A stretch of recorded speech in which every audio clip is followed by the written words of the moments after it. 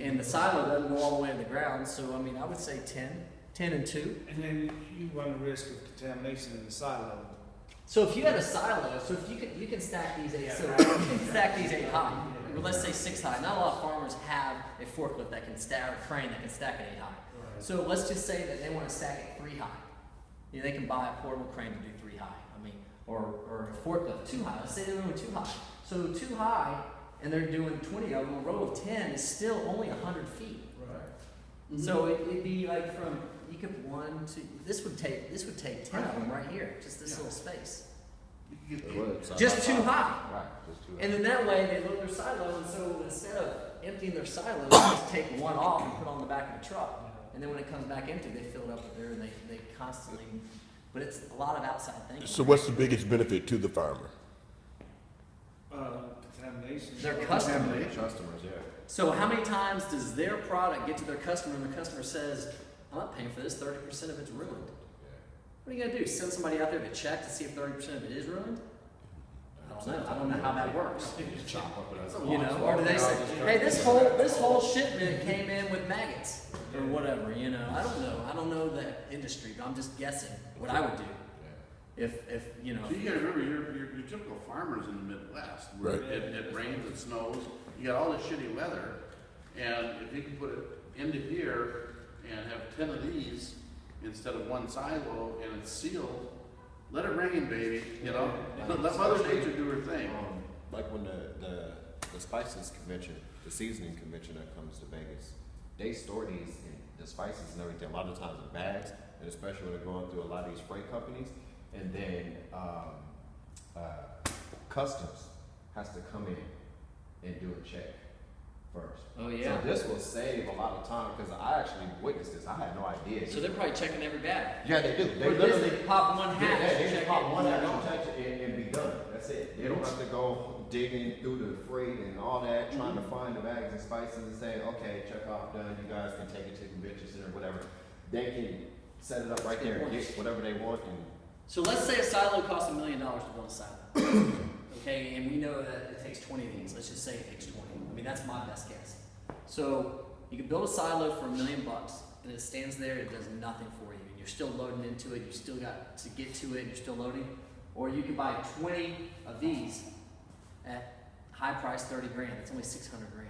They're $400,000 less than building a silo to have something that they can now take straight from the field to a staging area. Literally. And if you have a silo, they still have to pay for a rail spur to get in there. There's another $1 million. And if they don't pay for a rail spur, they're having lines of trucks come up, and big hopper trucks, and they're paying a lot of time for them to sit there and wait, as opposed to paying for a flatbed truck, which costs a lot less than a hopper truck. Flatbed pulls up, and you just forklift this right on, and he goes on his way. He's there for 15 minutes. I mean, the farm, they got plenty of space, you know. For Well, look at it. He's got 1, 2, 3, 4, 5. Those are not 10 foot tall. Those Those are like 500. Those are like 30, 40 feet tall, probably. yeah. And then you got on these old silos like this, you know, you got rats. That looks like about eight containers for each one of those. rust. Yeah. Russ, look how old that thing is. Yeah, Right, that's what I'm saying. rats. Rats, coyotes, Those aren't waterproof. raccoons, I opossums. don't care what you say. Those aren't waterproof. Yeah. Well, And, how do you and load the out of rust those? is contaminated. There's no silo. How do Right. you load out of them? That spout. door opens right there, and the grain or whatever it is, it just comes out. Well, and not only that, once they get old, what do you do with them? They just sit there. If you drive through the That's Midwest, you see Right. rusted out These get old, silos. somebody else. You see rusted out silos just sitting there. Mm-hmm. And there's nothing. There's Is that no. the typical silo? No. No, that's But most of them have a, have those big concrete. And they're above ground. Right. And Right. You drive a truck underneath them, right, and they have all that. That's $1 million silo. That's a Yeah, $100,000 silo. okay. Okay. You know, $80,000, $100,000. And these, and you know, like you said, even these guys though, you know, if you bring them the product with the right pitch, and The problem with those guys is that they obviously don't want to upgrade their own silos. I mean, those things are rusted out. Those things are 30, 40 years old. You know, they're not looking to spend any money. But if you could, so the pitch to them would be how much of your product gets returned because it's no good. Right. 20%, 30%, and that's the number you work off of. How much of your product is degraded, is contaminated, is product loss? Like, do you send out, you know, a truck, 25 tons in a truck, and then you find out on the other side only 23 tons got there? You know, so there's 2 tons there, and of that 23 tons, they're saying, what's your average that the product they say is bad? 10%, the whole top layer, is that usually bad? You know, so then you start working off that number. Right. That's your pitch to guys like that. Right. You know, and my pitch would be, you need 6 new silos. Like now. I mean, I wouldn't buy anything that came out of this. So I'm gonna call the health board, or you're gonna buy new silos. Really, you know, seriously, you look at that POS that those people are coming in and out of, and that's edible food at Right. some point, and God only knows what's in there. Right. Yeah. And So that would be my pitch to somebody like that, and you know, he chased me off with a fork pitch, I mean, pitchfork, or you know, or a shotgun or something, or he's gonna say, you know what, you're right. You know? So yeah, I figure enough of those. But yeah, no, that's great. That's what we're looking to do. I mean, on the domestic side, and like I said, I really think there's a huge play. International. Not that we don't have the international reach. I know you guys probably don't either. So it's a great, but you never know. We do. We do have Okay. significant. I wish Eric could have made it today. When are you leaving? I leave in the morning, Okay. but I can come back. He wanted to come. He's been in the air for the last 39 hours. So I understand. I get it. Chemicals, I think, is huge. Spices. I mean, I never even thought of spices. Spices got to be moved somewhere, and they would love to store They spices. would love that because, like I said, the whole just the customs process is insane.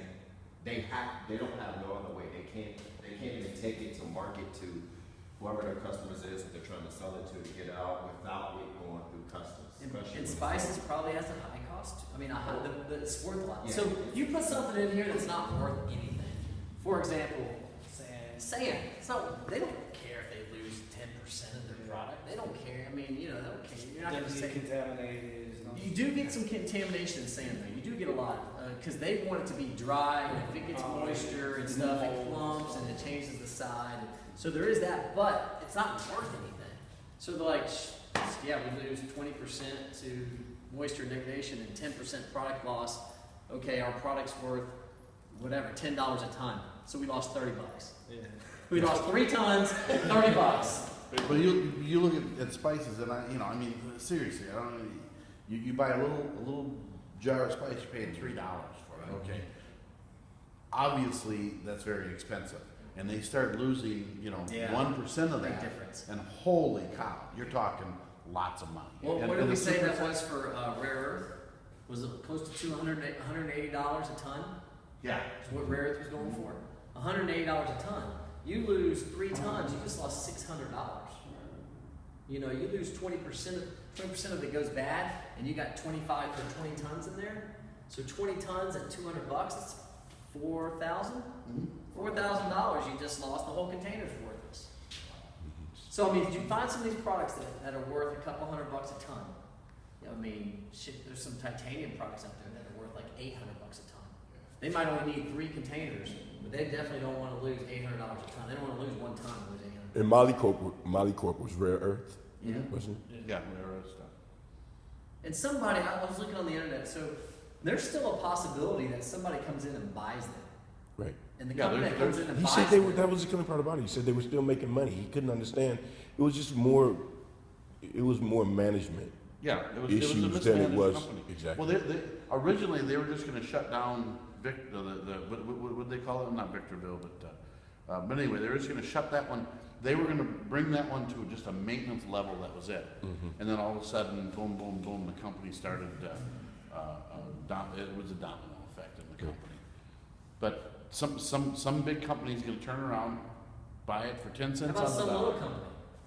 How about we find somebody to come by and That's a great idea. But somebody's going to buy it on 30 cents on the dollar, and, you know, changing over their world, you know, and. They had huge military contracts. That's the thing about it. Their product is in huge demand.